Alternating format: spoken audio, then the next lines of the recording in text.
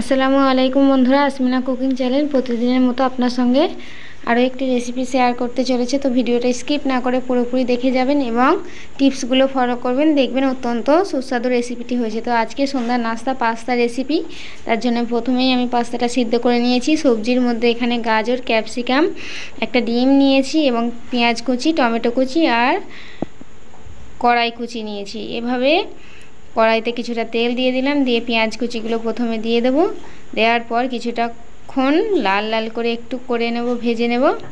লাল লাল ভেজে নেওয়ার ফলে এবারে রসুন কুচি দিয়ে আমি আরও লাল লাল করে নেব। তো দেখুন বন্ধুরা, খুব লাল লাল করবেন না, তাহলে এই সবজিগুলো ভাজার সময় পেঁয়াজগুলো একদম চুঁয়ে যাবে।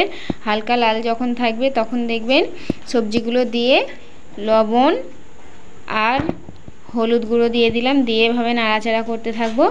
কিছুটা পরিমাণ আমি লঙ্কা গুঁড়োও দিয়ে দিলাম। কাঁচা লঙ্কা যদি আপনারা দিয়ে থাকেন তাহলে লঙ্কাটা বাদ দিতে পারেন। আমি এখানে কাঁচা লঙ্কা অ্যাড করিনি, তার জন্য লঙ্কাটা দিলাম।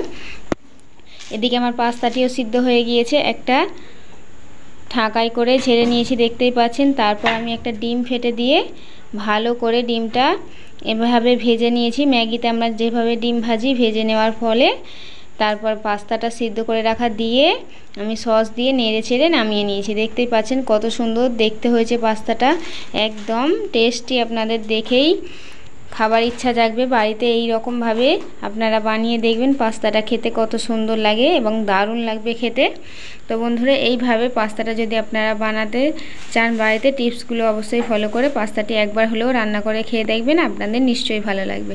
তো বন্ধুরা, ভিডিওটি ভালো লাগলে লাইক, কমেন্ট, শেয়ার এবং অবশ্যই করে সাবস্ক্রাইব করে আমার চ্যানেলটির পাশে থাকবেন।